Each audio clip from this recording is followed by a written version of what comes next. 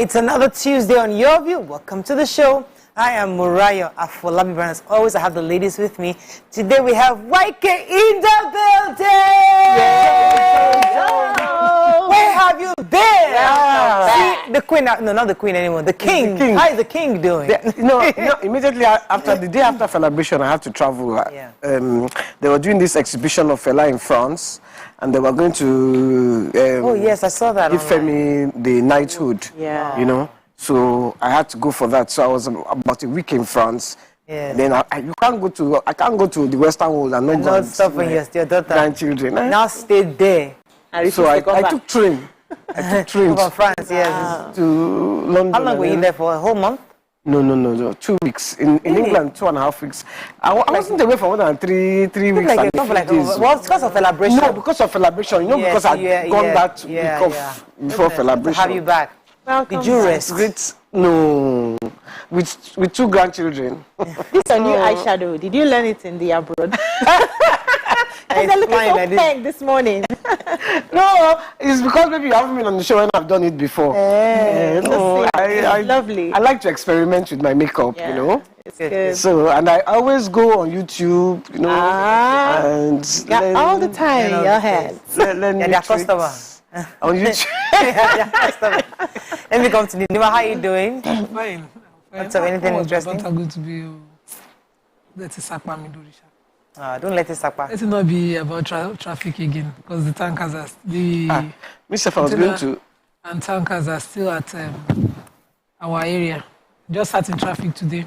Just enjoying the traffic. Me, I've adjusted to it. Leave them more. Yeah. Give them more time and just enjoy the. There's no petrol, though. Yeah. And so I think the only working terminal depot is the one in Ejegun. All the tankers, I have never seen that number of tankers before. For the past 2 weeks, I've been on our roads trying to get while the roads that is connecting to the terminal is under construction. They are doing Odojo, they are doing Mara Road. Everywhere is blocked, cars can't pass, and then the tankers are insisting to pass that place to collect the fuel. Well, they've told us that by the end of this year, this whole thing will be over. I'm really hoping that they can meet that deadline, because everybody's saying Lagos Ibadan, end of year. This other one, your area too, end of this year. We are hoping the train, we're testing the train. Remember they said testing the train. The blue line of beautiful to see ready. So I'm really looking forward to the end of this year. All what it's just next month, though. This end. This is they're testing it. The train, the train. So even on Sunday, no, they've not started carrying people. They're using it to carry cargo. They carry gravel, they put loads on it, they go slowly to Marina and back. So you can drive with them and then you meet them. You're monitoring them. And they live there, they pass there every day. I see them. How are you doing, Ajuri? There's no fuel, no petrol. So yesterday we were at the filling station close to 9 p.m. From 5 p.m. that we started looking for. We didn't see all the way till we got to the island. So finally we saw somewhere, but the queue was crazy and it was very expensive. It's about 200. Welcome back. Yeah, very expensive. Welcome back to you. Yes, 200 naira per liter. So I don't know how people are going to be coping this period, because now and the heat is, you can literally fry your egg outside. The heat is. This is just terrible. Enjoy cold bath. This season, I love this season for cold bath. Okay, how much are they selling for abroad? Are you comparing? Am I a cow? Is she the minister? No, why she's asking. No, but you've just come from their brother. Shouldn't you have observed how much they're selling? I wanted to know whether it's better than Thank you, Jay. As a journalist that you are. Why did you check the price? Compare. So we can. I never compare the price there with the price here. The earning power there is what it is. It's not about the earning power. It's the purchasing power. It's the same product. It's like I said, they want to buy Mac. The purchasing, the earning power of you. You are buying Mac in UK. You're buying Mac, and it's not the same price. It's not the same Mac. When they say, because it's Nigeria, let us not buy it at 20 naira because it's Nigeria. No, you're buying Mac products. It's the same Mac in UK. You're buying Nigeria. Mac is made there. Petrol should be made here. Yeah, we know that. You have refused to fix the refineries. That's don't even go there. We know that. Don't go there. Mac is made there now. What I'm saying is that the fact that you're still buying the Mac. There's Nigerian product. Are you not buying Nigerian product? There's the Mac. Which one is the Nigerian product? There's modular refineries. No. You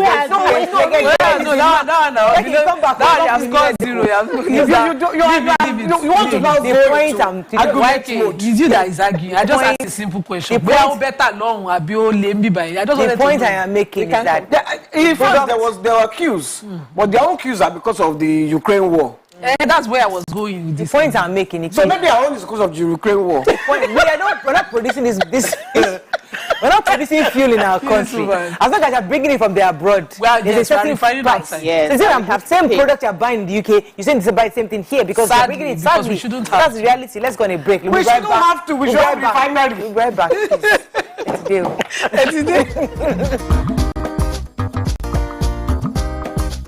Stay tuned. Your View will be right back.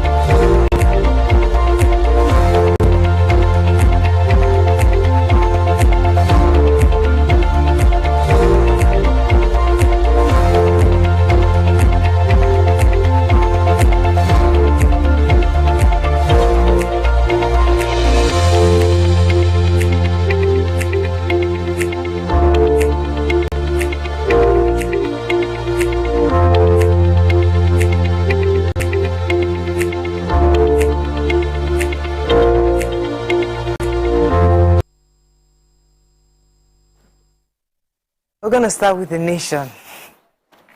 By Atiku, PDP will lose in 2023 by Kokonsol. How 1 million man PVC march for Tinubu shut down Kano.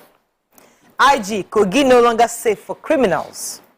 11 family members die of food poisoning actually. Cut spending to rein in inflation, IMF tells federal government. Ekiti Assembly gets new female speaker. World Bank advises federal government on fiscal adjustments. Saka scores brace in England win. Senegal lose to Holland. Okay, which story are we starting with? We'll start with the major headline. Yes, start with the major headline. So, Governor Wike, of course, again played host to the NNPP presidential candidate in the state to commission or inaugurate this is a Canterbury word, but to inaugurate the internal roads in Umuoha local government area constructed within 1 year by Governor Wike. There's a word before it, and I don't want to bite my tongue. And of course, in his largesse, the way he is, he also promised the presidential candidate of the NNPP that whenever you need to campaign in Rivers State, be rest assured I will provide logistics, just as he had promised the Labour Party candidate. And then the NNPP candidate felt they need to assure him, because, they were formerly party members in the PDP before he left to form the NNPP. And he says, well, without Rivers State, Lagos and Kano State, no candidate can win elections in Nigeria. Sadly, the PDP do not have control of Kano because he is there.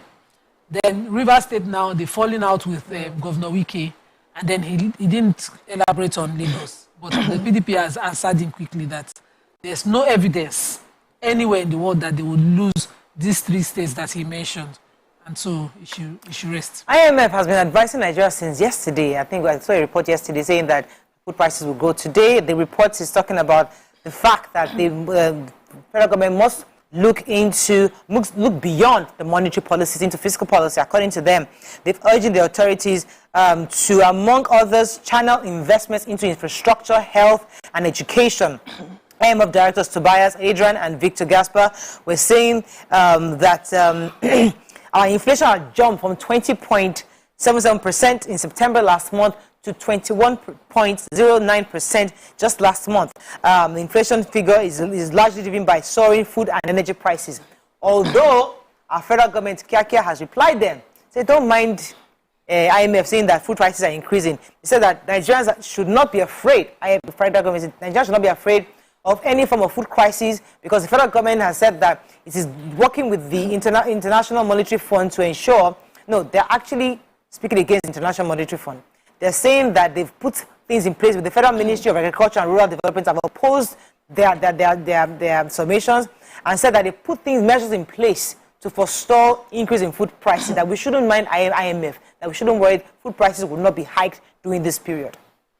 So the Inspector General of Police, Usman Akali Baba, yesterday was describing Governor Yahaya Bello of Kogi State as a dogged crime fighter who has made the state unsafe for criminals to thrive.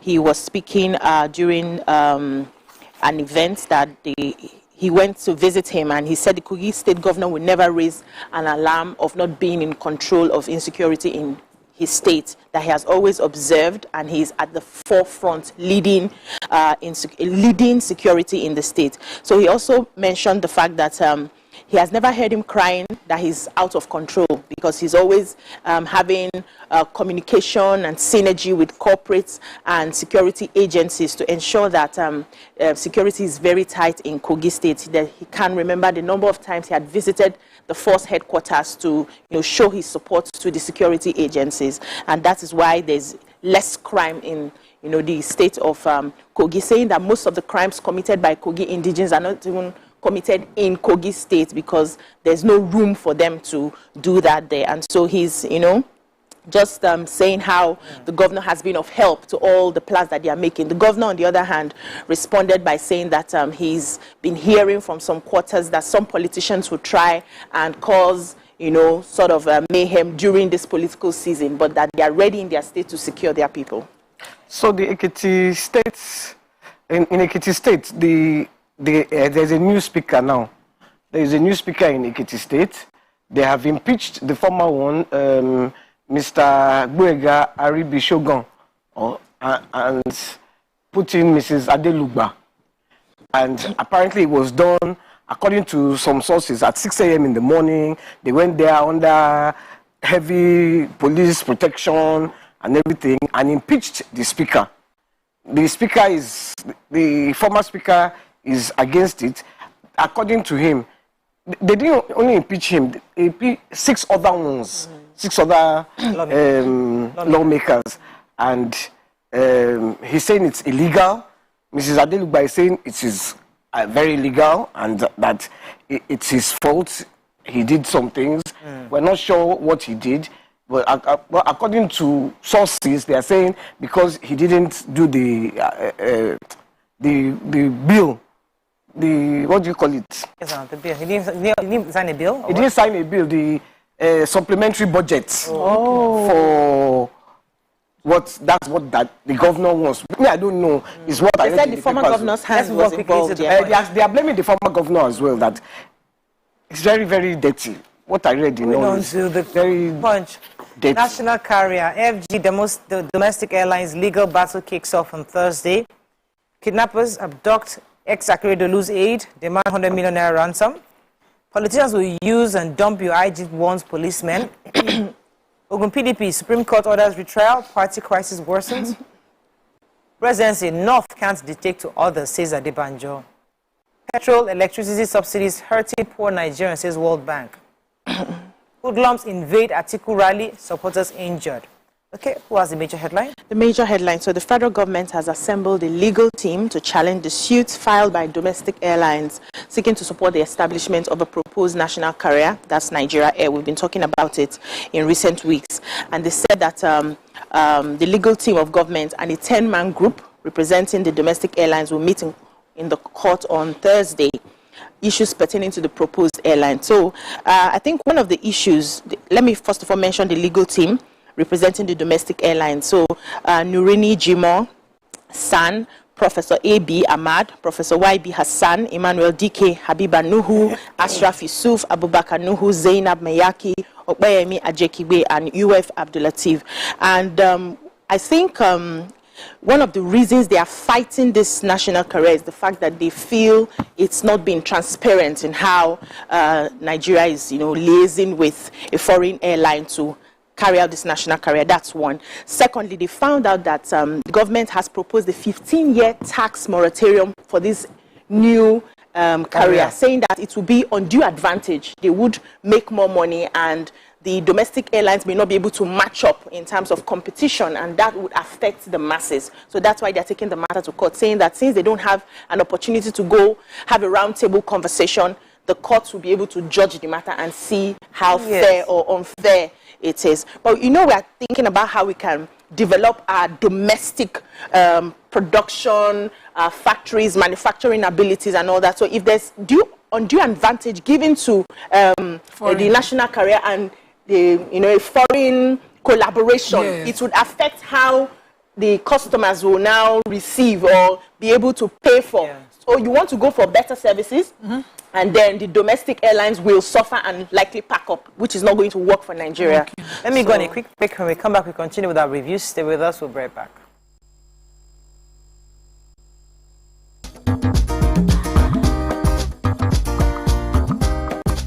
Stay tuned. Your View will be right back. Looking fresh for your date? Get even fresher with Close Up. New Close Up Triple Fresh formula. It cleans deep. Gentlemen, Marion Dancing is non-conformist, Afrobeat historian in her right, and long-standing member of the multiple award-winning all-female show Your View, Omoyeni, Yeni, Anikulapo Kuti, aka YK Power! Ginger! Take it. Today we'll go here. Hey, I don't read you. Are you sure? I'm not here to answer questions, I'm here to drink. We're in trouble today. Wait till your age. I was close now. I said 1975. He said 73. He said 75. Fellas wasn't even born till 75. So will I drink half? You go drink. Take. Make I help you. Russian. No be half. Which half? You will make me drink. I'll give you a hint. Lights in no.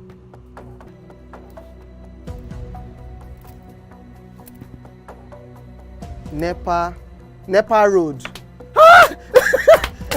Nepa Road in Abeokuta. First of all, my brain cannot memorize everything. A big black bug. A big black dog. Bug. A big black bug. Oh, sorry. A big. It don't start. Ọmọ fẹlá. Ọmọ Anikulapo Kuti. Wọ́n rò pé kí ni kékeré yìí. It's by Audison. It's not by Audison.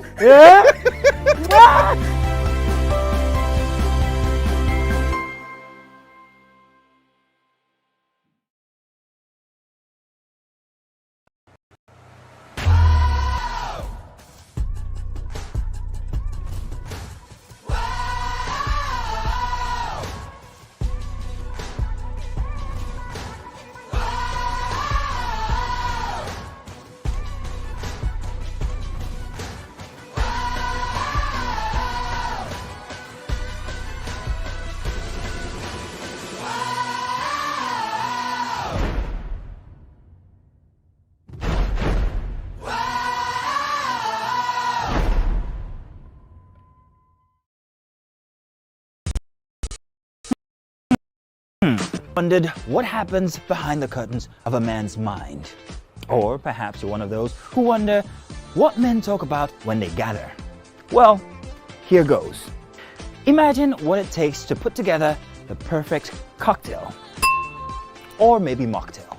We need a bit of sports,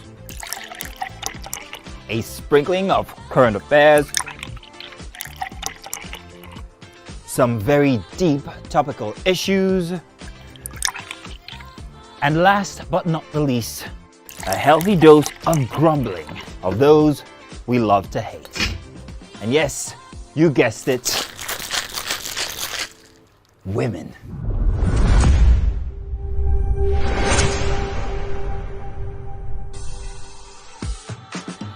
So, if you catch the drift, then you're onto something. We will provide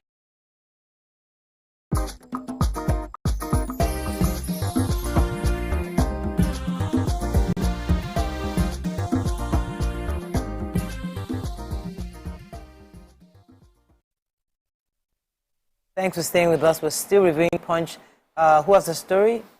I was going to take the story about the Inspector General of Police, Usman Baba, has asked his policemen to be apolitical before, during, and after elections. He said he issued a warning in Kogi to State Police Command Headquarters in Lokoja. He said that, let me sound a note of warning to you all. Okay. Be apolitical before and during after the elections. You must not allow yourselves to be used and dumped by politicians. You have a duty and responsibility to uphold the Constitution and to protect the lives and property of citizens. He also promised to look into the challenges facing the police officers, especially the rank and file, and view of providing an enabling environment for them to do their work. So he's telling them not to collect money from politicians. I have the World Bank story in the Punch. So the World Bank just woke up and found out that subsidies only benefit the rich households and reduce government spending on poor Nigerians. They've always said that. They've always maintained that. Wait, they just woke up. So they say in their reports called the Nigerian Public Finance Review Report for this year, they found out that for years a large share of Nigeria's resources are financed inefficient and regressive subsidies for petrol, electricity, and foreign exchange. Not all of these subsidies are accounted for in the budget, which makes them difficult to track. And they now advise Nigeria, the World Bank Oga Patapata said Nigeria's government urgently needs to strengthen fiscal management, create a unified, stable market-based exchange rate, phase out its costly, regressive fuel subsidy, and rationalize preferential trade restrictions and tax exemptions. This would lay the groundwork for the increase in public revenues and spending needed to improve development outcomes. Exactly what IMF just said. And they said that we are always coming to borrow to even pay off the subsidy. And the amounts that have so far spent for the year 2021 on subsidies is not even near equal to what we spent for health, education, and one other like that. The truth of the matter is that these are the same policy makers our government go to. And nobody thought that it was okay to finance the building of refineries across the country. But they finance the subsidy borrowing. Okay, So, that's the kidnappers abducted the Akeredolu's former aide.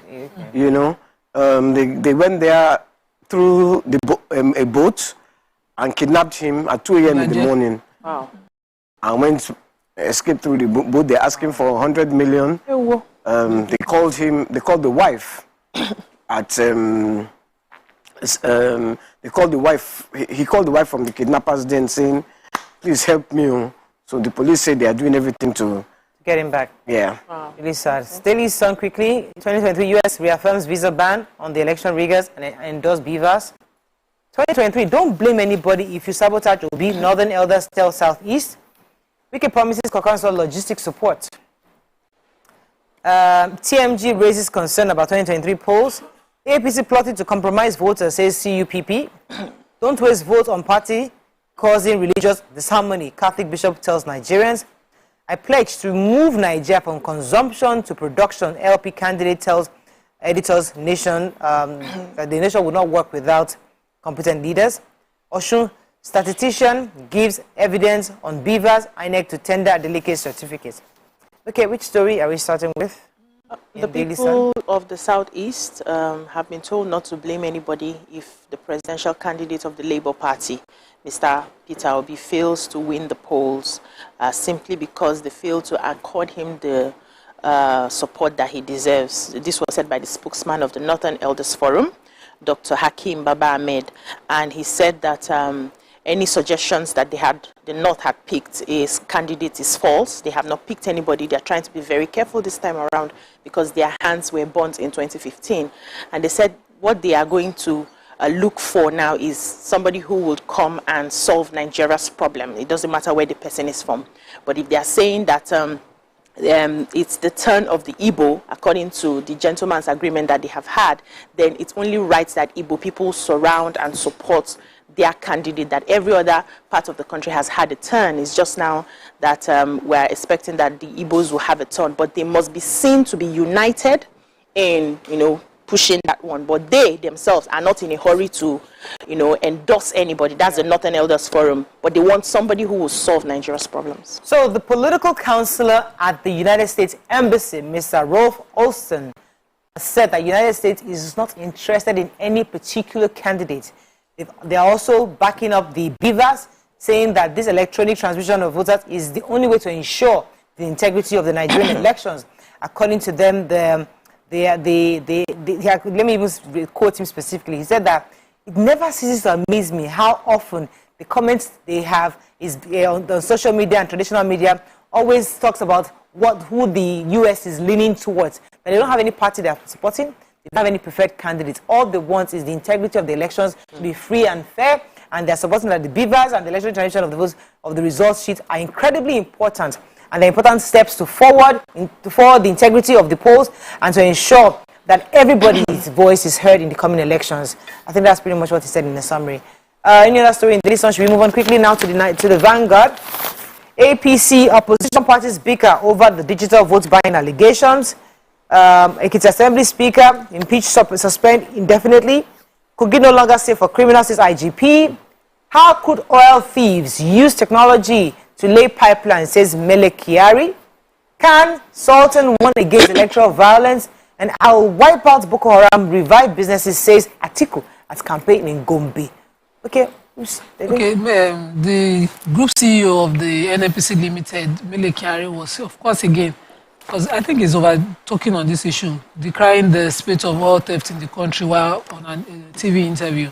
And he kept talking about how that these oil thieves, they are so modern and gege in their activities, that they are deploying technology in their oil, in their thievery, that they have deep collaborations with those who are supposed to be protecting these pipelines.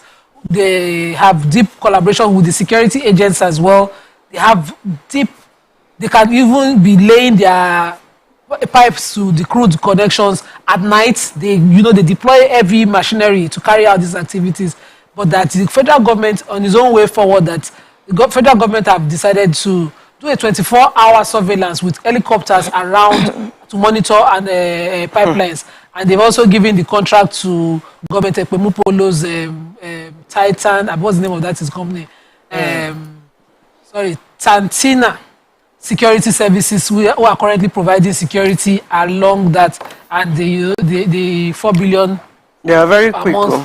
Yes. Okay. They are very quick. They are very quick at finding this thing that has been going on for years. Apart from giving the issue of surveillance, I wanted to hear whether he himself was saying that the NNPC is now deploying technology to track and monitor. Whatever kind of technology these people can use to steal can be used to track and monitor the activities. Okay, so the presidential candidate of the PDP was in Gombe. He was telling that he will revive and expand the businesses.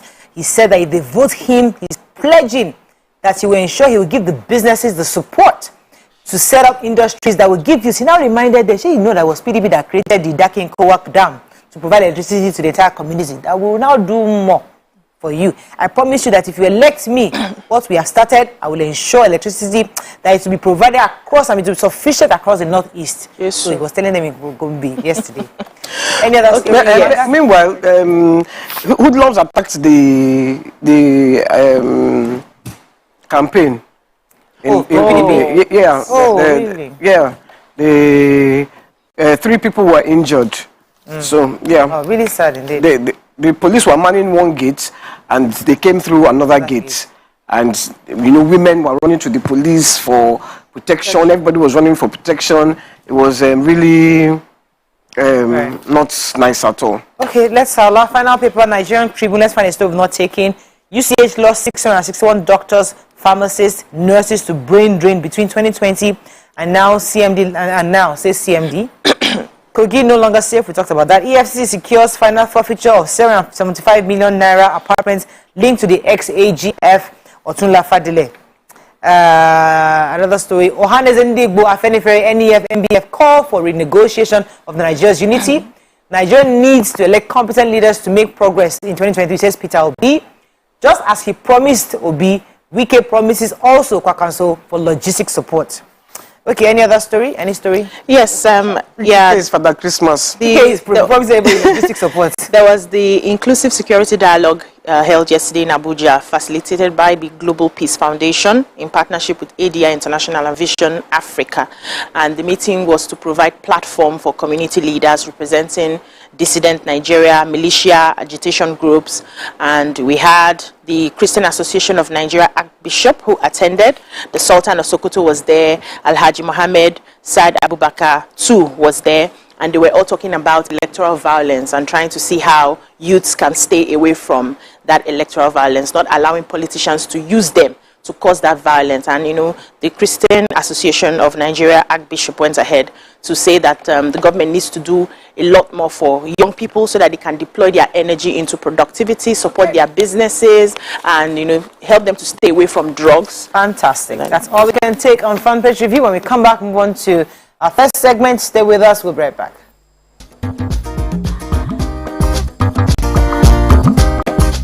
Stay tuned. Your View will be right back.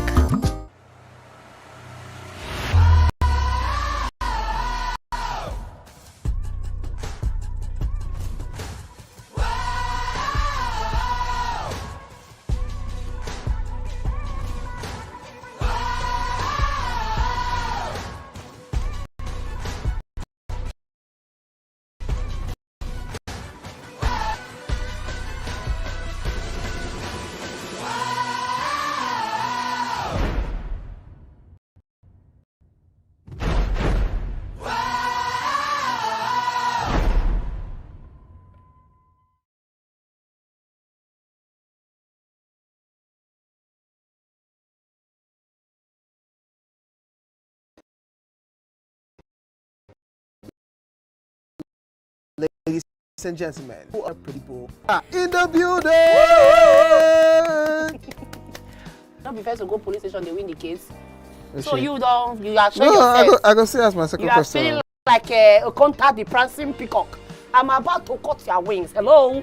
Now, in the amalgamation of 1914, who was the woman who drew the line of the amalgamation? Who cut the report? Who is the person that used scissors? What is his name? That woman. You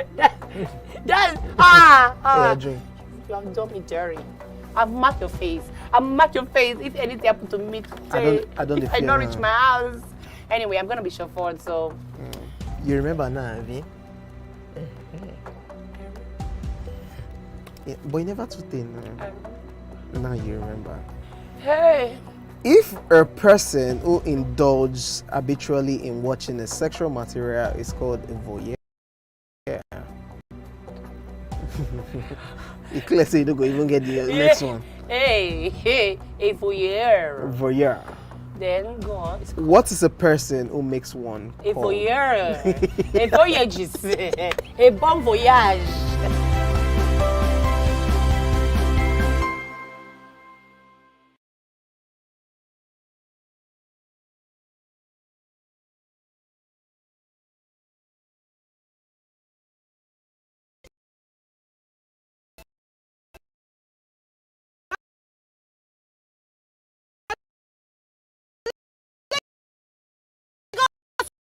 If you don't jump, person go jump. You open that, exactly what you know. You're drunk. You can't defend your wife. None of this is his fault. What's going on? We are the. How are you two doing? He's a stupid man. Oh, Miss Miller, you are a stupid woman. I mistakenly carried her bra. Mistakenly. Hey! You took my bra. What gives you the right? He said he can face you. This is interesting. What? I thought all we were doing was for your own good. Which is to get married.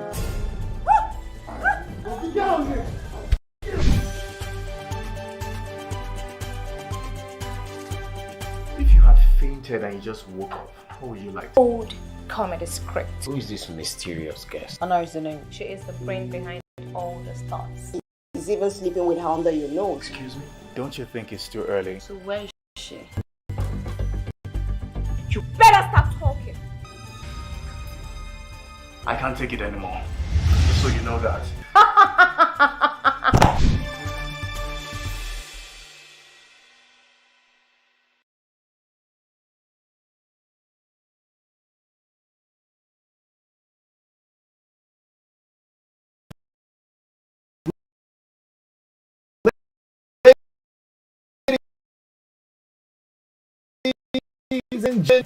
Welcome to the part of the show where I really have a lot of fun. Why? Competitive. Ask you. So you're going to be Ready. Sorry, can you put it down here, please? King Dion versus Tom. Thank you. See all the Lee Coco things you do. They make me. Oh no. Closer. Girl, I want to make you closer. Okay. Oxylating closer. On a scale of 1 to 10, how much fun have you had on the show? 11, 10. 11? 10, yes. 11? Now we're going to terminate the show. Please, my producer, this is where we're cutting it. Cameraman, cut it. You don't cut. Okay, I'm just kidding. The hottest music videos. Check it out. Let's go. Topping the charts. Right here on the Max World Chart Show.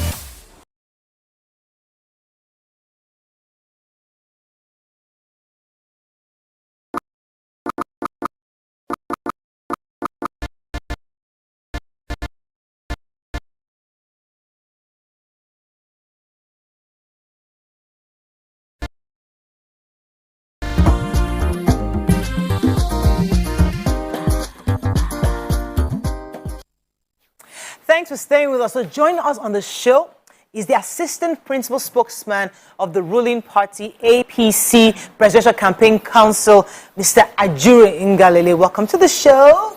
Truly a We'll privilege. be discussing why Nigerians should vote for Asiwaju Bola Ahmed Tinubu as the next president. We're so glad to have you. Wow. One of the things we always say is that we know you've been doing the media rounds a lot, going to different messages, but we say, oh, you've not spoken to Nigerians until you come to your view. It's here. I know. Nigerians are listening. Oh, I know. So you are here to tell us exactly what is going on. We are very interested in 3 key things: education, health, and the cost of food in the market. Those 3 areas, that will be our focus of our conversation. But let's start with the conversation I was having with YK earlier. Somebody asked her, how much is fuel in the UK? And she said, how would she know? And I said, well, in the UK, you can't, all our products in the UK, those of us that bring it home, we are paying exactly the amount of money that is being paid, is being sold in the UK, in Nigeria. Same way with our fuel. Nigerians are asking, when Waike went back to remind us that we should have actually created refineries. We shouldn't be importing pollution. We know that it's a given fact. We're still paying very low, below the actual rate of petrol. Right. How can we connect this somewhat to the price of food in the market? I don't know how we can link it. Thank you. Yes, thank you very much, Mariah, for the opportunity. You know, the special women in my life, in my family, are all fans of this program. So to finally be here with you it means a lot to them and to me too.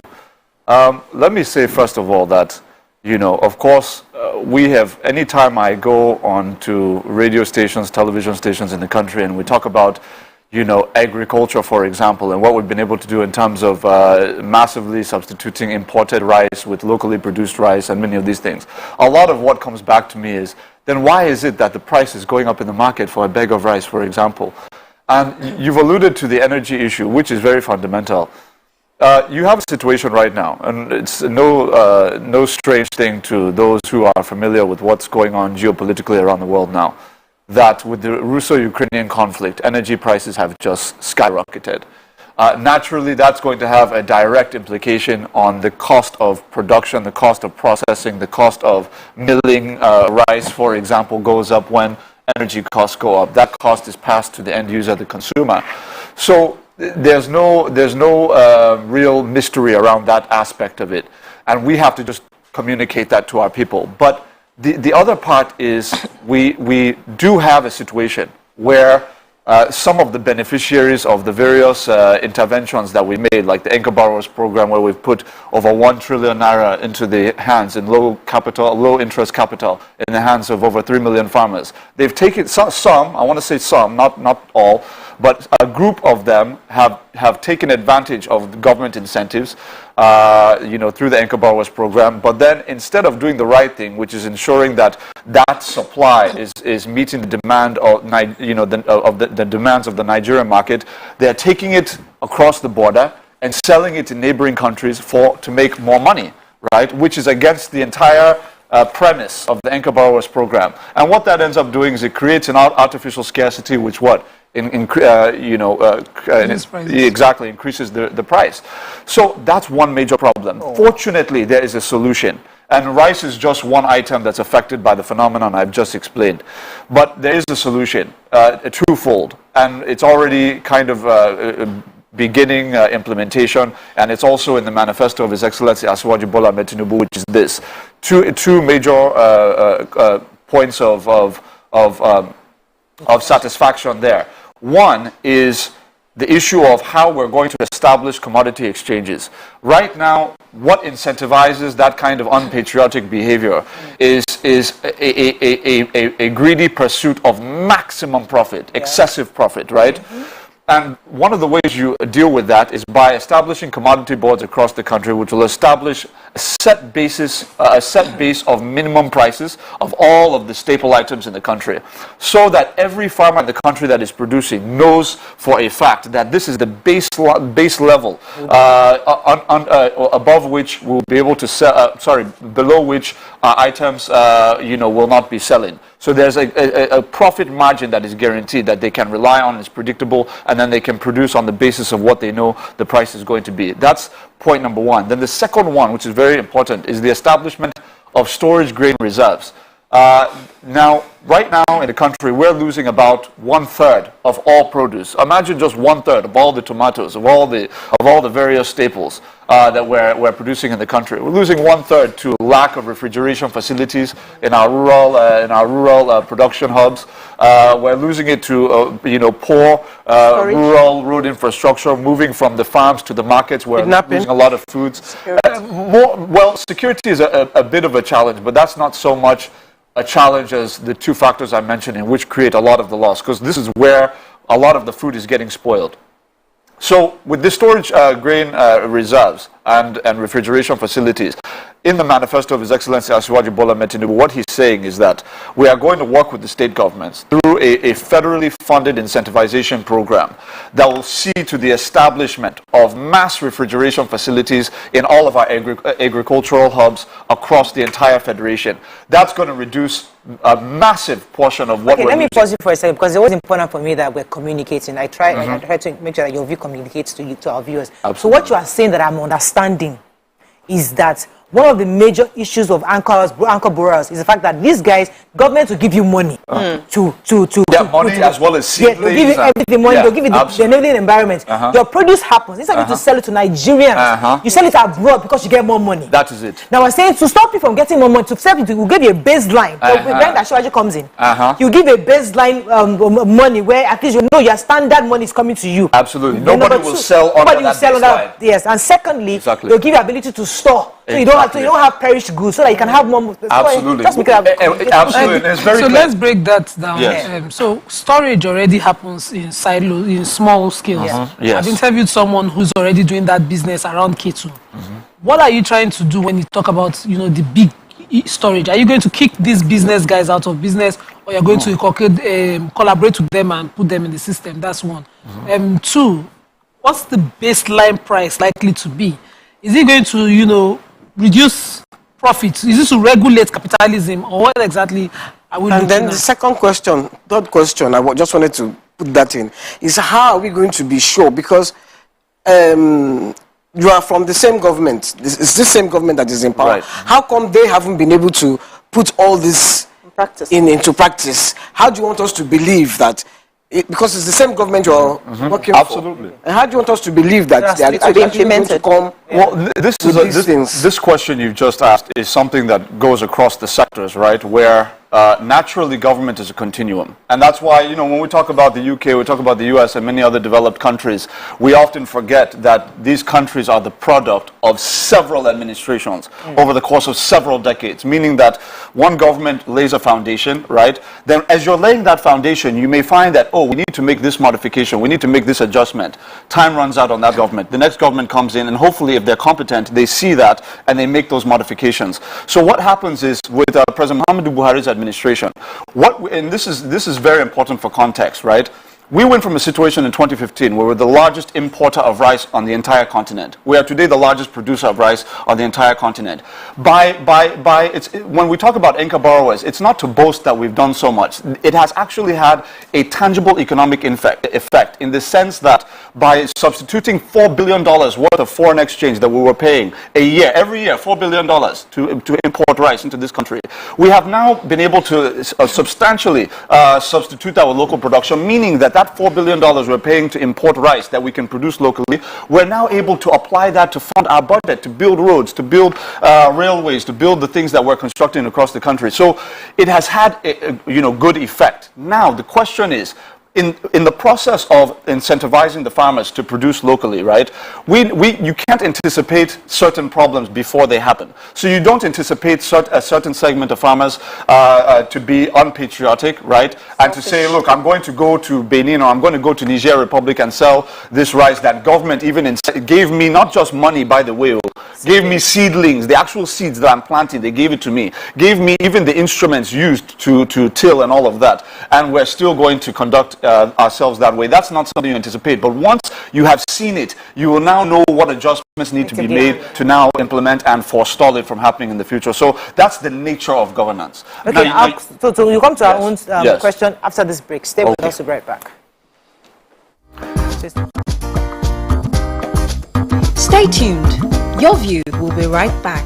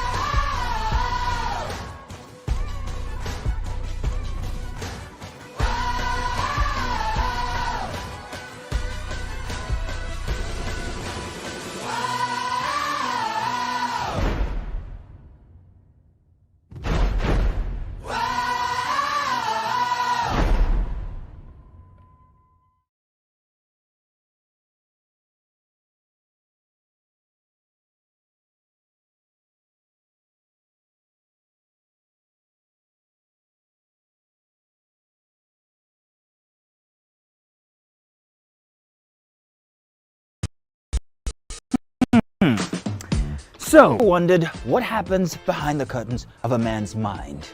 Or perhaps you're one of those who wonder what men talk about when they gather. Well, here goes. Imagine what it takes to put together the perfect cocktail. Or maybe mocktail. We need a bit of sports, a sprinkling of current affairs, some very deep topical issues, and last but not the least, a healthy dose of grumbling of those we love to hate. And yes, you guessed it, women.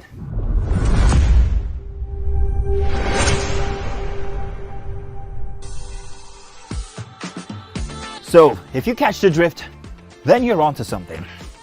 We will provide you with the right insights into most of your curiosities, right here within this beautiful cocktail we call the Black Table.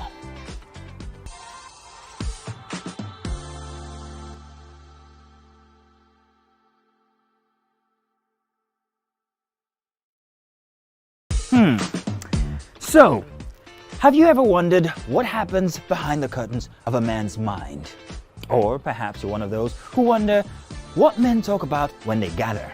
Well, here goes. Imagine what it takes to put together the perfect cocktail. Or maybe mocktail. We need a bit of sports, a sprinkling of current affairs, some very deep topical issues, and last but not the least, a healthy dose of grumbling of those we love to hate. And yes, you guessed it, women.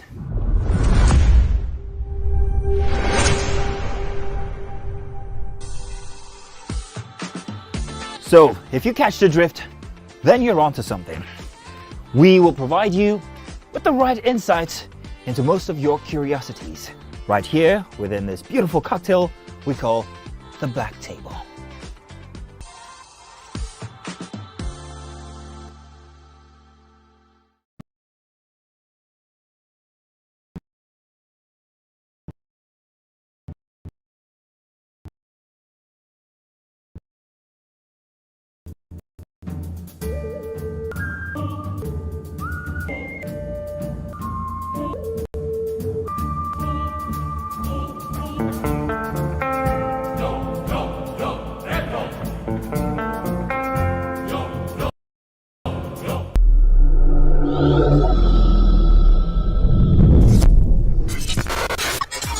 Do you think you can outplay me in this game of wits and knowledge? Can you go 7 rounds without flinching? I meant answering 7 questions correctly. How well can you hold your liquor? If you're curious, then join us for the most exciting conversation and games with your favorite celebrities on 7 of 7.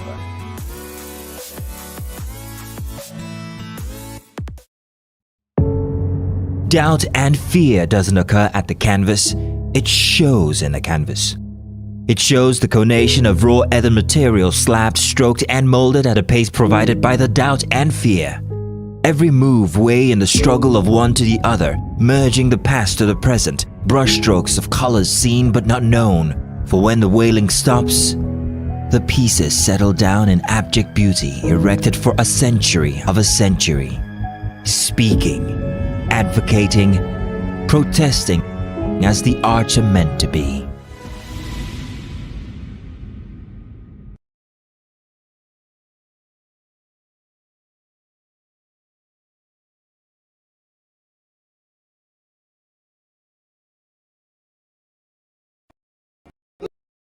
Ladies and gentlemen, mother, actor, lawyer, and Wonder Woman, first of her name, Queen of the Mic and the wielder of the lasso of truth. Hey! Oma Omi, Oh, Oma Wonder. Oh. I'm so happy. I don't bust your brain. Look, Hey. somebody needs to pen down that thing and keep it for me. My first question. Your friendship with Waji has become an iconic Nigerian entry to the annals of best friend stories. Let's see happen. That symbolism of what you did, cutting your hair, letting it out, just... The symbolism of letting it out, of cutting my hair, and full expression of my despair. Yes. Ah! Oh, mommy. Then they say when you enter class, you say no. What manner of disrespect is that? You want to disgrace me so that people will not know that I know what it means? And look at you.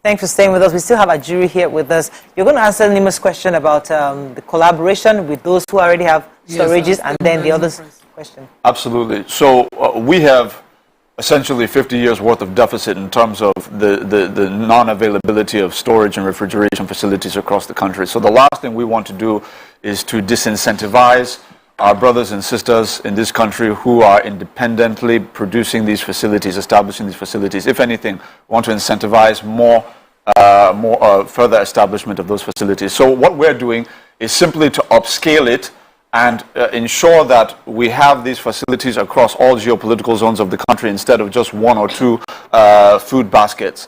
So it's really going to be a collaborative thing. Anybody who's operating independently can be rest assured that they're not only disincentivized, but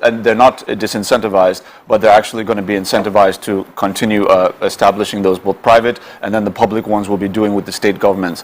And then I think you asked the other question about the pricing of staple items once we get these commodity boards and exchanges on ground.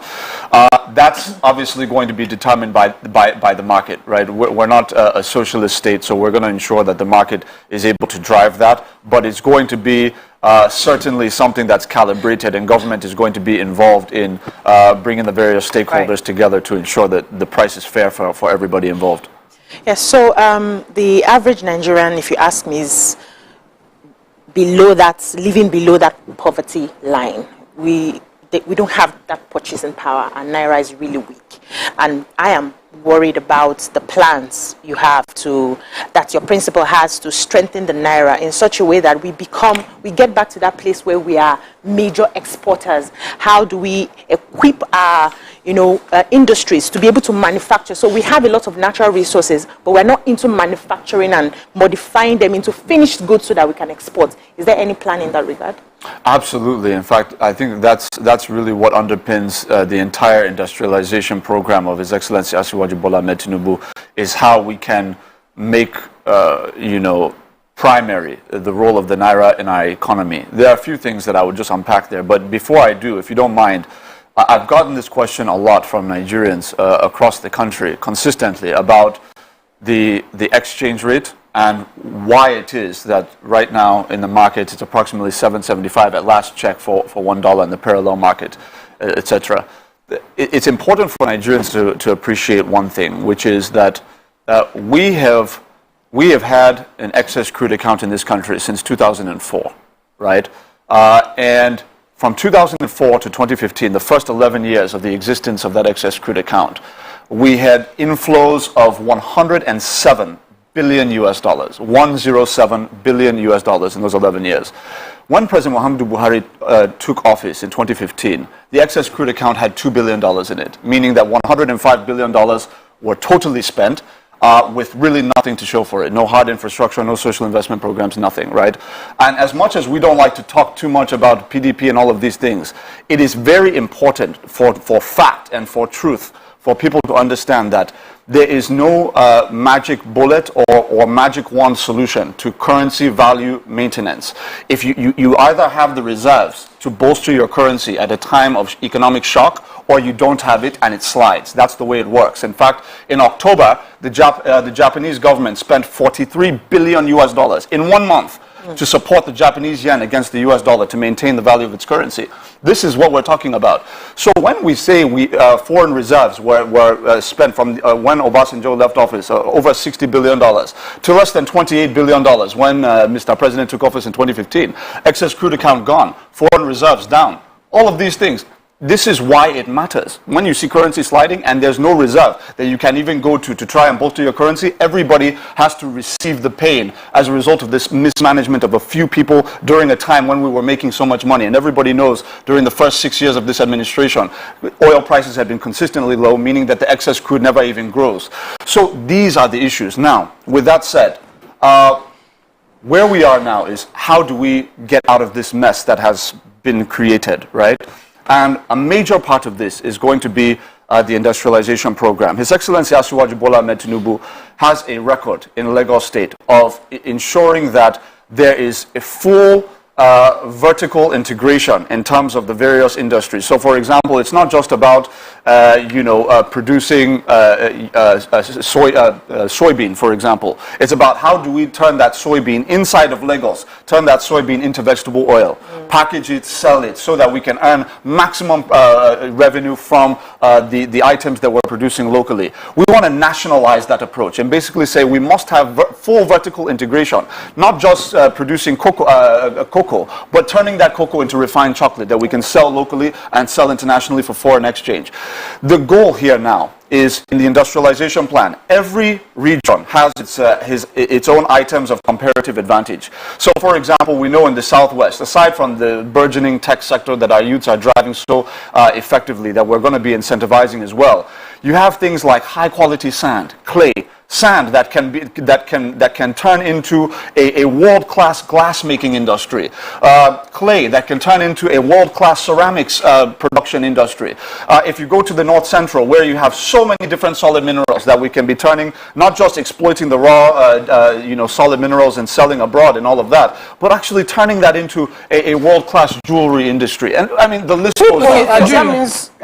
So the idea is about the whole idea is basically full vertical integration. Not. Let me ask about that vertical integration, for example, because right now there is something called the exclusive list and the concurrent list. Right. We don't have the right. I'm in Southwest. I don't have the right to mine my clay, or to get my clay and use that vertical integration. Would the federal government be the one to come to my territory to get the clay to produce, or would they give me the right as a region or as a state to tap in my resources to produce? How would that go? Well, right now we've already, and this is why we have to. Our administration, I think, if there's been one shortcoming of our administration that stands out, it's effective communication information. This is one area. I'm wondering why, because you talk. Well, I'm not the only person, my sister, and unfortunately, there is a lot of gap to be filled, and this is the point I want to make on this issue. On the issue of solid minerals, right now we have put in place a policy that allows every state government in the federation to form its own cooperative or its own state-owned corporation, for example, that can use that vehicle of a limited liability company owned by the state government, that can now come in and effectively operate just like any other organization would operate. So, for example, you say, okay, in Lagos we have a particular, or in a place like Kogi where we have iron ore and we want to mine it. All it takes is just to form that LLC with the state government in controlling shares, and then the federal government will give you a full license to do whatever it is you want to do on that investing, and then turning that into jewelry or whatever. Why the government's not doing it?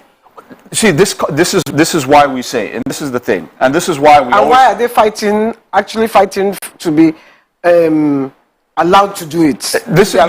It comes back to the age-old issue of recruitment and leadership, and I'm not here to bash governors, okay? But the reality is, there are a lot of opportunities that state governments have failed to look into simply because they're myopically focused on sharing the little bit of allocation they're getting from the federal government. I have to go on a break, because I want to go back to what Waike said. There's a trust issue, because you're saying your government, as it is right now, has done a lot to enable government and state governments to do so much more with their resources. Sector, yes. And the private sector. But for some reason, all we know is that they're collecting from the center. We don't know this information, because I would have gone to my government and said, Angbo, you're allowed to mine this. Absolutely. So but there's a trust issue. So how do we know that the APC, that these same governors, the same party, are not tapping their resources? How would they now do so in the new administration? When we're going to break, we'll be right back. We'll talk more about this.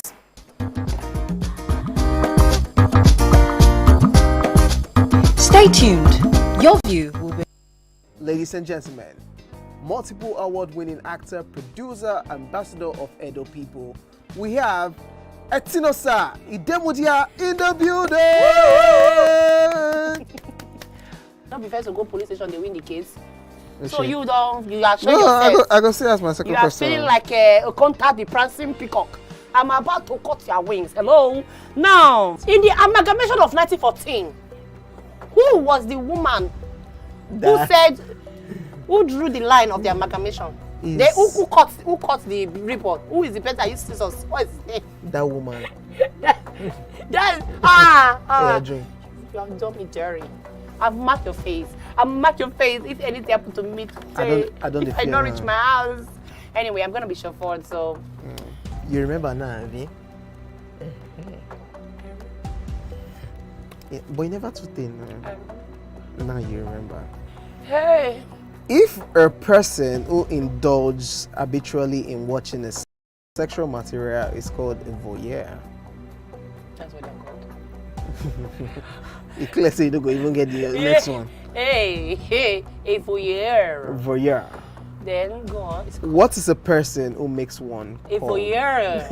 A voyagiste. A bon voyage.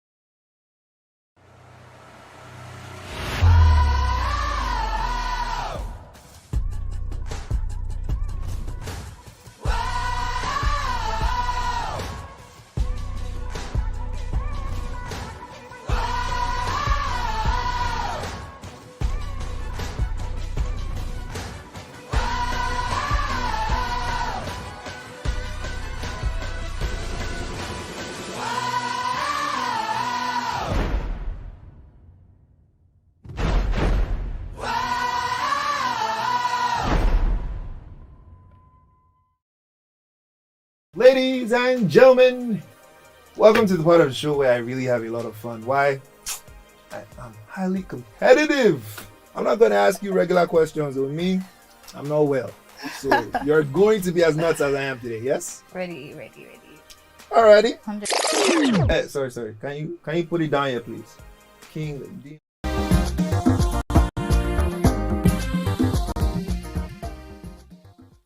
Thanks for staying with us. So we're still here with Ajuri. And before the break, I was saying that I'm hearing for you for the first time. Though we have been complaining that state governments are not able to tap it or mine their natural resources because, it's on an exclusive list.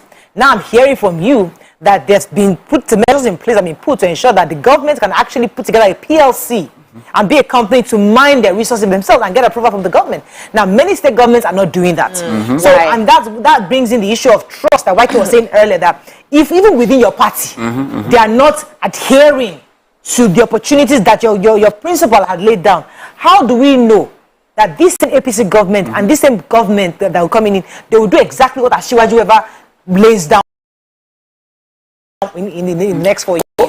It's very important to note that President Muhammadu Buhari can create the opportunity, he can create the environment for opportunities like this to exist, which he has done. He cannot compel a state governor to do what is in the interest of that state.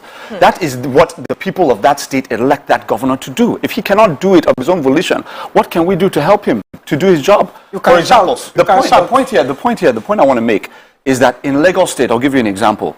The Lagos State government has controlling shares over a company called Ibile Oil and Gas Company, right? It does not say Lagos State Oil and Gas Company, but at the same time, they're controlling that company. They have been able to leverage on the opportunities that exist in terms of domestic gas processing and utilization, providing domestic processed gas and all of that to the local market. That has had major revenue impact on the Lagos State government coffers. This is because the Lagos State government had the foresight and the understanding that we need to, as a state, take advantage of the opportunities that are present. The president didn't have to compel them. They knew what to do in the best interest of their state. Now, His Excellency Asiwaju Bola Ahmed Tinubu is a man who laid the foundation, the roadmap for Lagos State to be the kind of state that would key into all of these opportunities, not just federal opportunities, but even the ones that are homegrown, the ones that are within the confines of what Lagos State can do as an autonomous, a fairly autonomous entity. They've taken advantage in terms of revenue generation and many of the other things. So the point is, we do have states that are keying in, but competence is not universal. Vision is not universal. What we can do is to ensure that we guide, we create the opportunities, we let them know about the opportunities, but we can't force the donkey to drink. Let me just agree with you on that one, because if you talk about this ecology fund and the flood that we suffered this year, you'd see a clear example of competence not being general. Now, it's really confusing talking to you, being on this present administration side and then being on the campaign trail for the same party on another side, telling us things that you can do that we see that has not been done here. I do not understand the consumer credit system thing. Can you break it down clearly? Yeah, absolutely. This is fundamental. The main kind of role I'm playing today is looking at His Excellency Asiwaju Bola Ahmed Tinubu's Renewed Hope Manifesto and what exactly he's doing across sectors. It's not because I cannot spend 3 days breaking down all of the infrastructure projects, all the social investment and everything that President Muhammadu Buhari had successfully achieved. But for lack of time, we'll look at the consumer credit system. This, I think, in my own personal opinion, I believe that this is going to be probably the most fundamental aspect of the entire manifesto of His Excellency Asiwaju Bola Ahmed Tinubu, because it affects not just the life of every Nigerian, but it cuts across sectors. And I want to explain exactly how this works. So we know that a major motivator for corruption in the country today is the fact that we're asking Nigerians to go and find money outside of their legitimate income, to go and buy a car up front with cash, to go buy a house up front with cash, to go and buy refrigerator and freezer up front with cash. We know that in any serious war on corruption has to now involve proactive measures that would go ahead of the problem rather than maybe focusing on prosecution and recovery after it's already been done. So one of the things that we're really focused on now is the establishment of this consumer credit system, which is going to involve a few things. One, we are going to, through the Central Bank of Nigeria, provide certain incentives to the banking industry in this country, all the banks that we know. We're going to provide things like enhanced monetary policy ratios, enhanced interbank settlement offers, and other incentives to ensure, to incentivize them to create a bulk percentage of their lending, to set it aside for lending to the real sector, lending to the low-income and middle-income Nigerian citizen on low interest. So that's how that's going to work. We're also, while we give the carrot, there's also going to be a stick. meaning that if you are not complying with the need to ensure that Nigerians, the common, low income, middle income Nigerian, if you're not complying with the need for them to access cheap capital, then we are going to also create disincentives for you. So we're going to both compel you and incentivize you at the same time. That's point number one.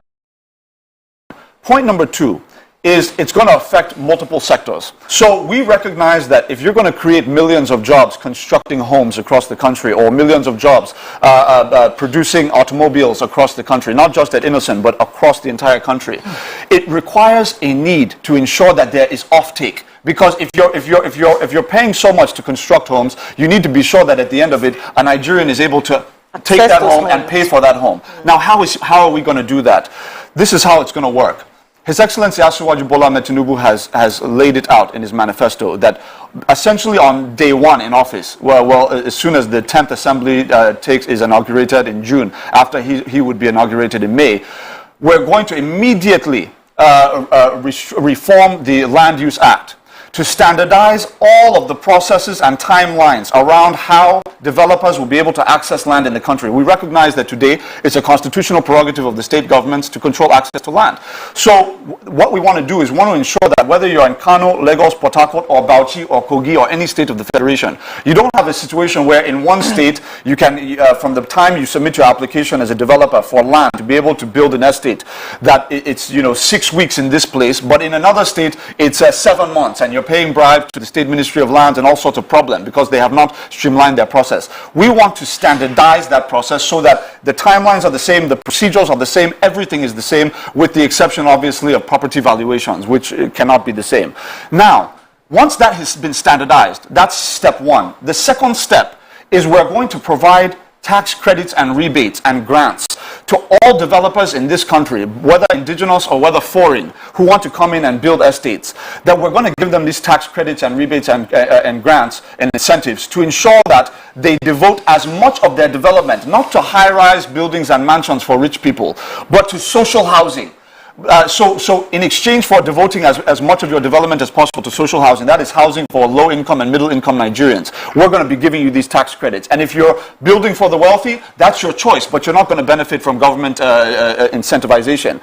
Then that deals with the development side of it. Now, the third level is that once we have done that, because we have incentivized the banks, the banking industry in the country to set aside trillions of naira worth of cheap capital for lending to the low-income and middle-income Nigerian, that low-income Nigerian saying, look, I'm a civil servant, I earn 120,000 naira a month, right? I want to own a home. I can give you my employment letter, I can show you my years of service, I can even show you my bank records to show that for the last 10 years I've been earning this much consistently, I've had these inflows consistently and all of that. So there's predictability. Once there's that predictability established, we can now say, okay, this is a faithful payer. We can rely that out of the 120, this person can afford to pay 20,000, 25,000 naira a month on a lease-to-own arrangement where he's paying monthly toward ownership of that home. Now you ask the question, how can that be enough? 25,000 naira a month. It sounds tiny, right? But this is what we found under President Muhammadu Buhari's administration. And this is where we say, when we say Mr. President laid the foundation, this is what we mean.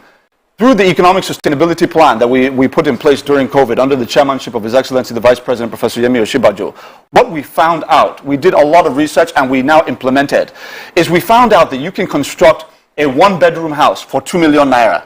You can construct a 3-bedroom house, totally finished, from start to finish. Bathroom, 3 bedrooms, kitchen, everything, parlor, everything, for 3.75 million naira, finished.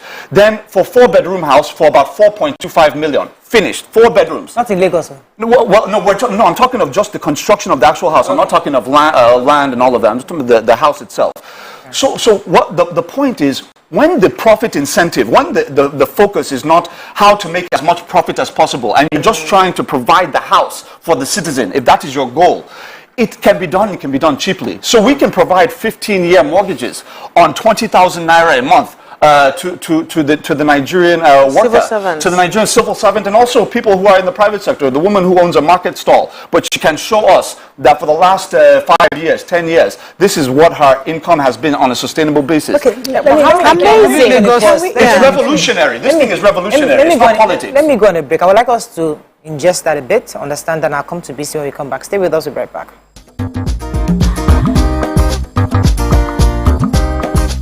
Stay tuned. Your view. Ladies and gentlemen, please make welcome mother, actor, lawyer, and Wonder Woman. First of her name, Queen of the Mic and the wielder of the lasso of truth. Hey! Oma Omi, Oma Wonder. I'm so happy. I don't bust your brain. Look, Hey. Somebody needs to pen down that thing and keep it for me. My first question. Your friendship with Waji has become an iconic Nigerian entry to the annals of best friend stories. Let's see happen. That symbolism of what you did, cutting your hair, letting it out, just... The symbolism of letting it out, of cutting my hair, and full expression of my despair. Yes. Ah! Oh, mommy. When they say when you enter class, you say no.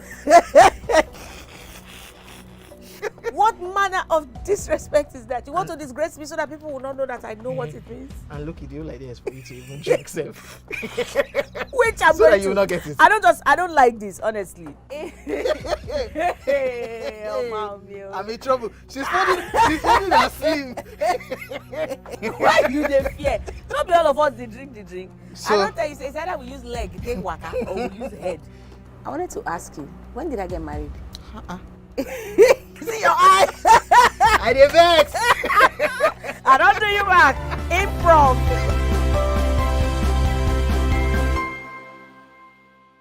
Now Lagos with if you don't jump person gonna jam you. You know, every time you open that your stupid mouth, you show exactly what you know. What? You are drunk. Jesus! You can't defend your wife anymore now, Julius. Right. None of this is his fault. What's going on? I can't explain, just come. We are the Durojays. We are the Akbans. We are the Obioras.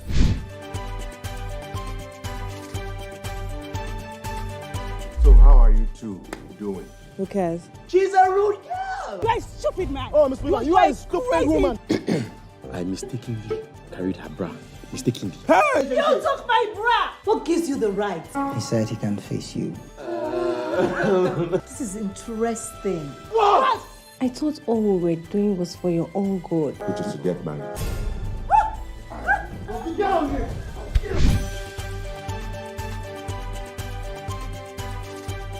If you had fainted and you just woke up, what would you like to eat? This is an old comedy script. Who is this mysterious guest? Honor is the name. She is the brain behind all the stars. He's even sleeping with her under your nose. Excuse me? Don't you think it's too early? So where is she? You better stop talking. I can't take it anymore. Just so you know that.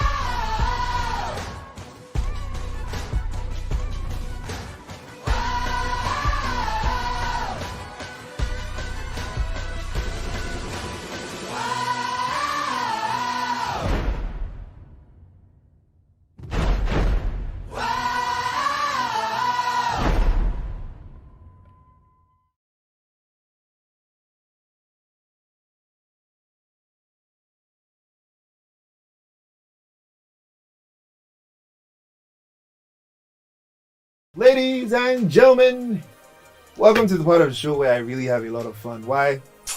I'm highly competitive. I'm not going to ask you regular questions with me. I'm not well. So you're going to be as nuts as I am today, yes? Ready. Thanks for staying with us. We still have Ajuri with us. I say, Ajuri, when you want to talk to Nigerians, you come to Your View because we are asking you the questions Nigerians want to hear. Honestly. Let me come to you, Ajuri. Yeah, so I like the consumer credit system you just explained. That's what we have abroad, where it seems like the gap between the rich and the poor is bridged. Once you're working, you're able to have a stable life. Your standard of living is guaranteed. Healthcare, everything is sorted. So if we get that, it makes a lot of sense. But let's go to healthcare. We have an issue in our hands, which is the brain drain. A lot of doctors are leaving the country. That's on one side. You get into the hospitals, you don't have access to doctors. The queues are so much, especially the public hospitals. The queues are terrible. You have an appointment, emergency, they are telling you to come back in 2 weeks, in 1 month, because you can't see anybody. So what's the plan for this administration to sort of settle that healthcare system so that the average Nigerian can have access when they need it? Absolutely. Thank you very much. You know, so I think the core issue there is around a few things. One is we have not yet fully established a fully functional and well built public health insurance system. Yes, we know that we have the NHIS and all of that, and there's been a lot of reforms at the NHIS, but until we reach a point where Nigerians are not having to pay 100% out of pocket for every little thing that goes wrong, you're going to continue to have a situation where the investments we've made in our manpower in that sector are not going to be effectively or sufficiently incentivized to stay within the country. So, for example, almost everything in the country now, if you look at it, if it's not directly subsidized, there's almost like an indirect or unspoken subsidy. If you want to treat, you want to go and see a doctor for, maybe you're pregnant or whatever the case may be, you want to see a doctor for just a visit, you're going to pay something out of pocket. If you compare that to what you would pay even in neighboring Ghana or in Kenya or in South Africa, you cannot even begin to compare. It's the same issue with our education system. The university, you're paying 100,000 naira for a term or whatever the case may be, right? Very affordable. But then what ends up happening? There's a price to be paid. You have ASU strike as a result of the fact that the lecturers are working in, institutions, physical buildings that are not up to snuff, roofing, leaking roofs, bathrooms you can't use, hostels that are not even functional to house our students and all of that. So you find out, you have to ask yourself the question, wait, is that 100,000, is it actually a good thing or is it a problem? If Nigerians are fair-minded people, if they're asked to pay what is required to have the very best of service in the country, they will pay it and they'll be fair about it. I think the problem is we try so much to either subsidize directly or shoot down the price of things at the expense of quality, and ultimately that leads to a kind of self-defeating cycle of whether it's exodus or brain drain across the sectors of healthcare and education, or whether it's just the overall quality of life in the country. Now, on healthcare, there are a few things.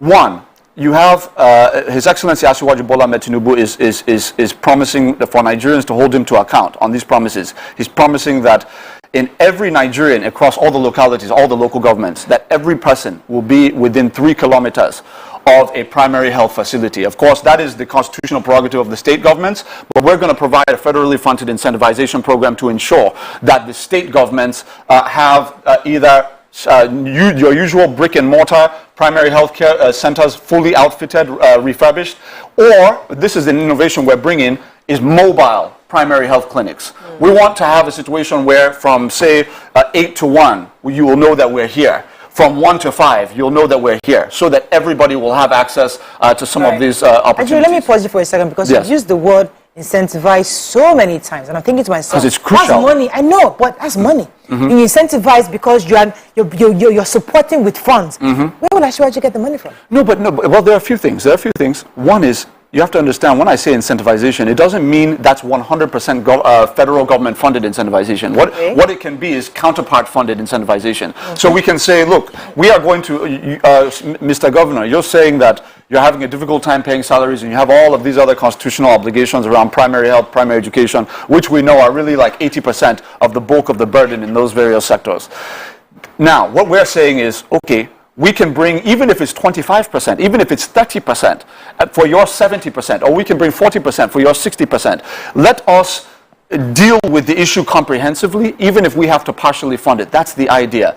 Now, if you're talking about how government is going to raise revenue, a big part of this has to do with a few things. One, through the measures that we've put in place, with if we're looking at agriculture now, we're talking about a national mass clearing scheme where right now, my sister, most people don't even know that out of all the arable land in this country, only 35% today is under cultivation, meaning 2/3 of all the arable land in this country that can be producing so many different crops for our local and local use and all of that is lying fallow. Nobody's using it. We know. So now, not to the extent of the percentages. Most people don't know that.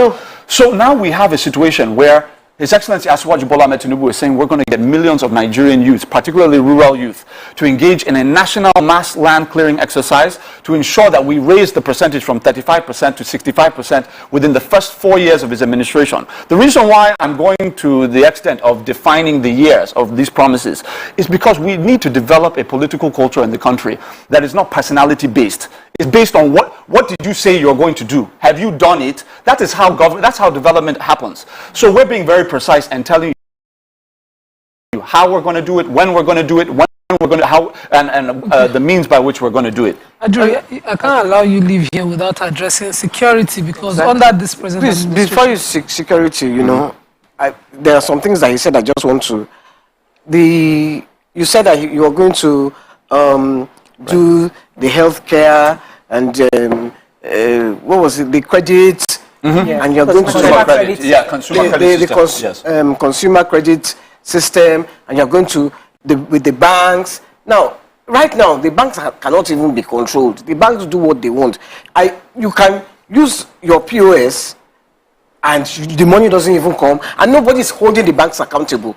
How is he going to be able to hold these banks accountable? One, for healthcare, how is he going to hold everyone accountable? Because even ordinary rice, this government cannot hold rice farmers accountable. They are doing as they wish. For me, the rice they call imported is cheaper than the rice that we grow here. So how are you going to make these things accountable? How are you going to make people accountable for these things? That's my problem. Thank you very much. So look, if you're talking about the transition in terms of imported rice versus locally produced rice, we're talking about an industry that... I'm not talking... I know you are, but you raised a point I just want to touch on before I answer your question, which is that we're talking about an industry, a Nigerian industry right now that is more or less 7-8 years old, right? This is a new thing. Comparing it to imported rice, we've been sending billions of dollars to places like Thailand and China and Singapore and all these other places to produce our rice. These people have massive factories, very cheap labor, and all of that based on the Nigerian dollars that we've been spending to create a situation where they can produce that much rice very cheaply. So there is a transition point, and the reason why it is the way it is now is because we're transiting and doing the responsible thing, moving from funding millions of jobs overseas to funding those jobs within Nigeria. There is a process involved, and we're in that process no matter how painful.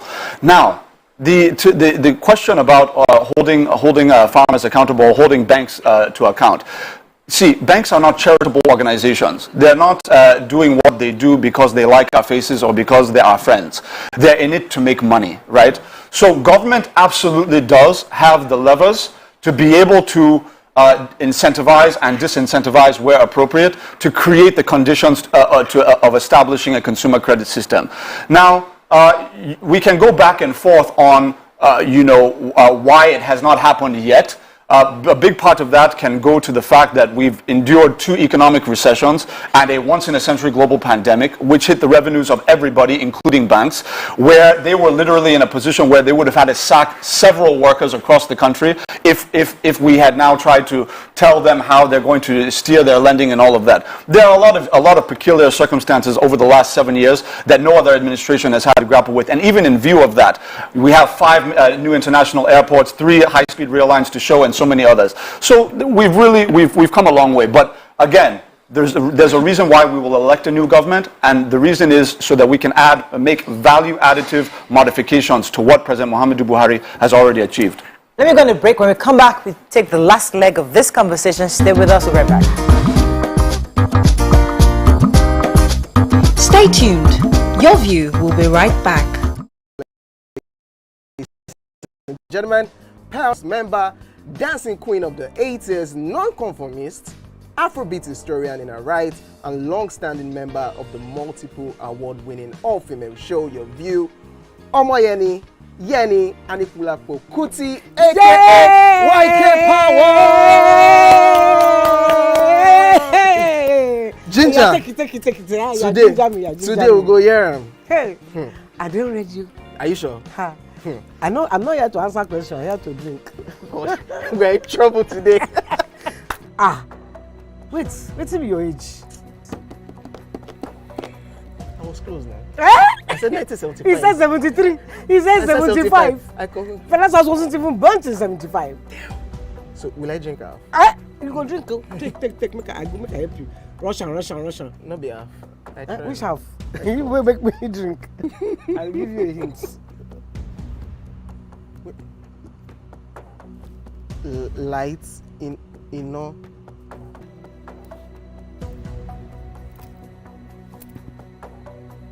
Nepa Road. Nepa Road in Abeokuta. First of all, my brain cannot memorize everything. A big black bug. A big black dog. Bug. A big black bug. Oh, sorry. A big. It don't start. Ọmọ fela. Ọmọ Anikulapo Kuti. Wọ́n rò pé kí ni kékeré yìí. It's by audition. It's not by audition.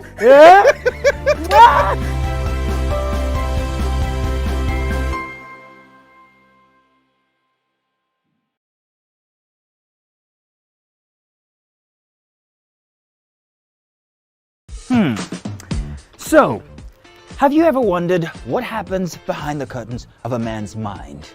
Or perhaps you're one of those who wonder what men talk about when they gather. Well, here goes. Imagine what it takes to put together the perfect cocktail. Or maybe mocktail. We need a bit of sports, a sprinkling of current affairs, some very deep topical issues, and last but not the least, a healthy dose of grumbling of those we love to hate. And yes, you guessed it, women.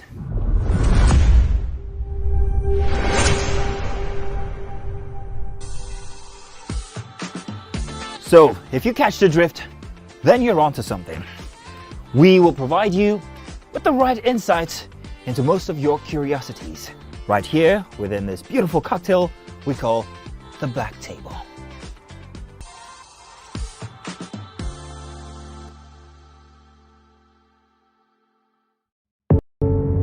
Doubt and fear doesn't occur at the canvas, it shows in the canvas.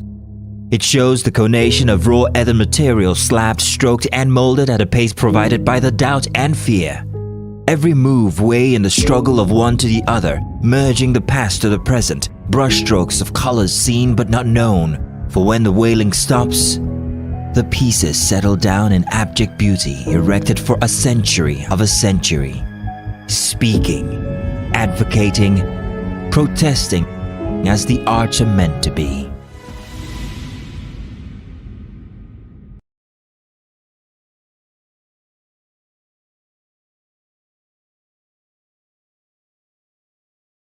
Ladies and gentlemen, multiple award-winning actor, producer, ambassador of Edo people, we have Etinosa Idemudia Ido. Not be first to go police station, they win the case. Is So she? you are showing yourself. I go see as my second You are question. feeling like a contact the prancing peacock. I'm about to cut your wings. Hello. Now, in the amalgamation of 1914, who was the woman who said Who drew the line of the amalgamation? Who cut the report? Who is the person that used scissors? What is his name? I've marked your face. If anything happened to me today, I don't if I don't reach my house. Anyway, I'm gonna be chauffeured, so. You remember now, Avi? Yeah, but you never too thin. Now you remember. Hey. If a person who indulges habitually in watching a sexual material is called a voyeur. That's what I'm called. You clearly say you don't go even get the next one. Hey, a voyeur. Voyeur. Then go on. What is a person who makes one A called? voyeur. A voyagist. A bon voyage.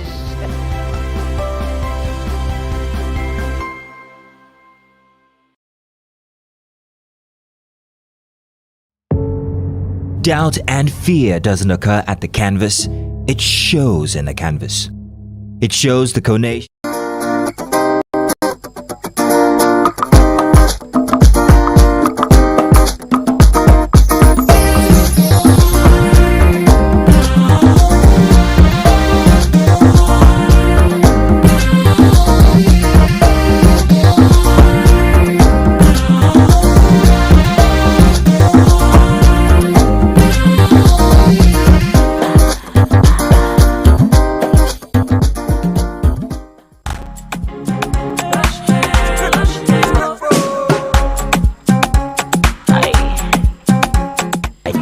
Hair, be beautiful. Thanks for staying with us. We still have Ajuri with us. Yes, Nima had a question. Go ahead. On security, because our eyes have seen. Our eyes have seen Pepe. Yeah. What exactly will be the modus for Asiwaju if he comes into power to combat security? Because Buhari did a lot of things. Anchors, borrowers, but every 10 gains they lost with security. Farmers were made to pay taxes to militants and all of that before they could carry their products out. What exactly, how do we combat this issue once and for all so that all the gains in education, back to school and all of that and farming, we will see them? Thank you very much. Security is an area where, and again, this is one of the major conversations I have with Nigerians across the country, is one in which we measure our progress according to where we were and where we are now, not in terms of whether it has fully ended or not.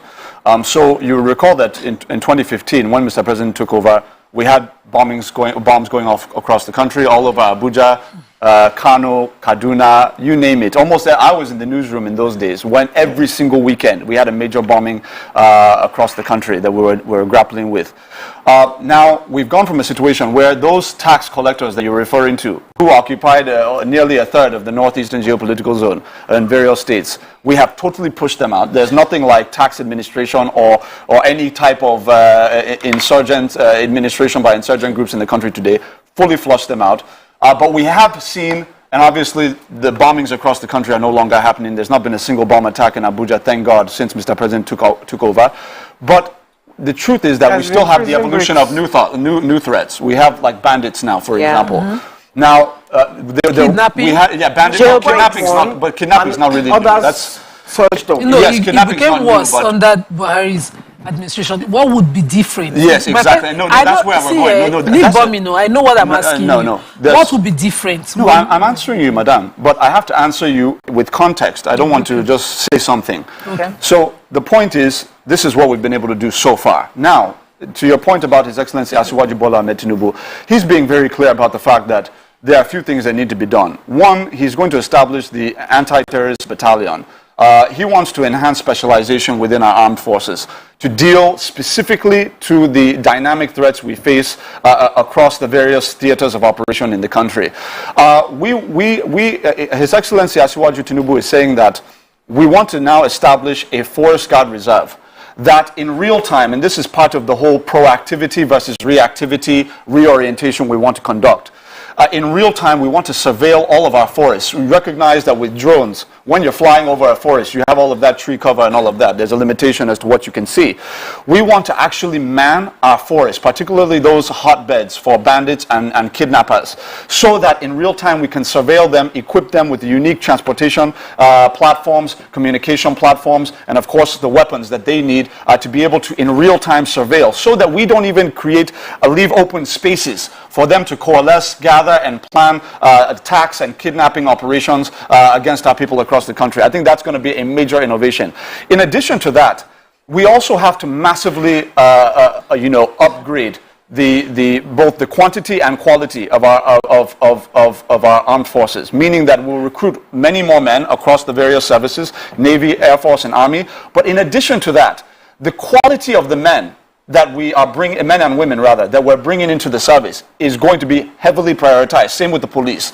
We want to have the very finest that we have. I'm not saying we don't have very fine men and women now. We certainly do. You've seen the excellent work they've been doing across the country. But we want it to just progressively get better and better and better. Ensure that recruitment is not on the basis of who you know or where you come from or who you worship, but on the basis of your individual quality. Then the last point on that, which is very, very fundamental, is His Excellency Asiwaju Tinubu is saying that we want to bring in a new federal compensation package for our armed forces that is going to ensure that any member of the armed forces, male or female, who makes the ultimate sacrifice on behalf of our nation. And by the way, that's another issue. We don't celebrate our armed forces enough in this country. In fact, we tend to blast them and condemn them and underappreciate what they're doing instead of praising them for the sacrifice that they're making that most people are unwilling to make.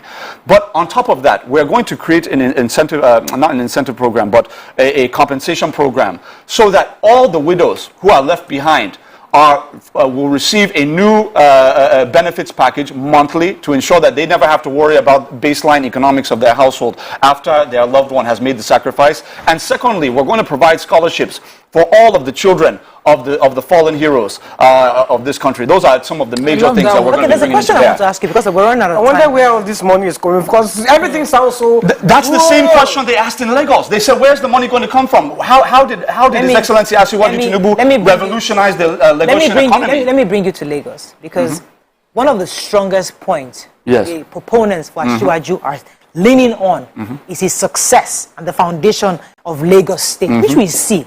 But these critics will say, why they keep using Lagos? Because Lagos used to be a former capital. They had all this infrastructure. There was some development in Lagos. So there was nothing much that Asiwaju did. That's what the critics say. I'd like you to address that, because a major argument these critics use against this Lagos foundation that we all say that he did. See, so this is the thing, right? We get into this a lot, and it is people like to make vague, generic, and general arguments without any kind of respect for detail and data. So, for example, somebody will say, well, Lagos is a former capital, like you said. What has he actually achieved? Forgetting that in 1999, living in Lagos, you were here. I don't have to tell you who were here. What the infrastructure was like, even as a former capital, through all those military regimes, all the neglect, what was going on in Lagos State, the roads that were impassable. What was life like around the ports for the last 40 years, consistently, where you had potholes the size of vehicles, right, and all of that.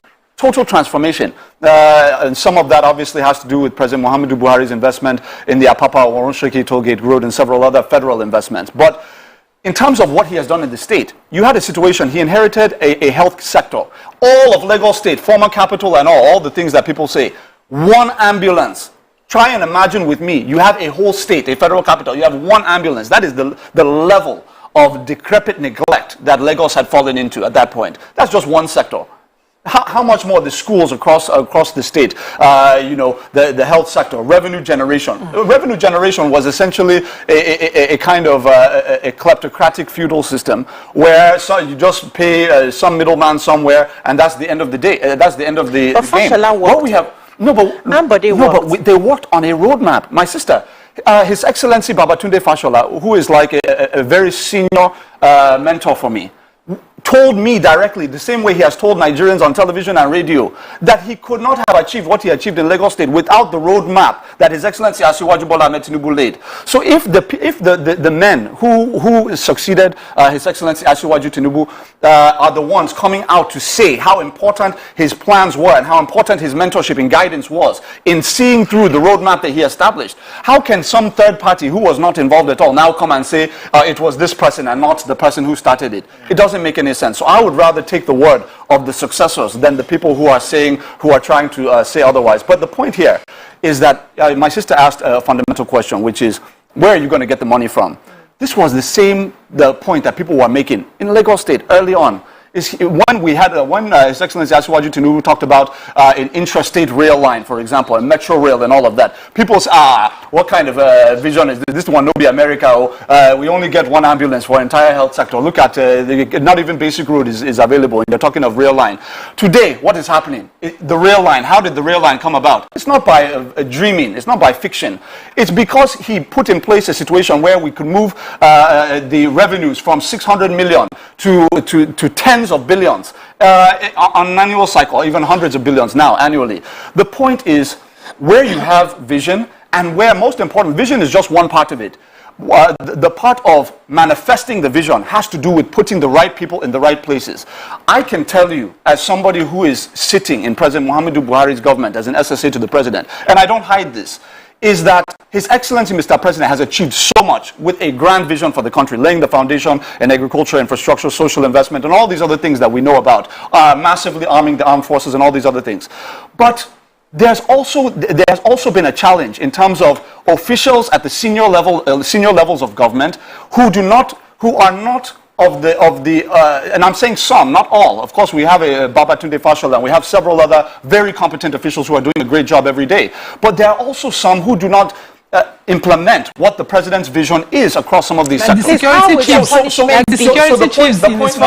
point here is that every administration has had a situation where the president will have to sack and replace, right? This president has sacked and replaced ministers. It happened not too long ago, right? So the point here is that His Excellency Asiwaju Tinubu, a big part of his success is not that he just has great plans and a very sophisticated intellectual mind around developmental issues and all of that, but he also goes out of his way to say, this man or woman can do this, and if I have to go to Anambra to get that person, I will go to Anambra. If I have to go to Zamfara to get this person to do this, he will do it. How many other state governors can say they did that? How many officials can say they think like that? And so this is why we have confidence that His Excellency Asiwaju Bola Ahmed Tinubu will deliver on his manifesto, because he knows he can deliver. We have just a minute left, so go ahead. How do you want to Nigerians to? I want you to sell your candidate, because let me tell you how Nigerians are thinking. They feel that his age is against him. A lot of people feel his health is against him. And the third thing is, our president now goes abroad for treatment, and they're saying, if you build the hospitals here, you will not go for treatment. How do you want to tell us that, your principal will do that? Let me add to that so you can answer yourself. Just to add to YK's own. Because right now it seems like we have a Jelenke presidency, and what Nigeria needs is somebody that can come and scatter everywhere and get everybody to work. Can Asiwaju Bola Ahmed Tinubu do exactly that at this time? Fantastic questions.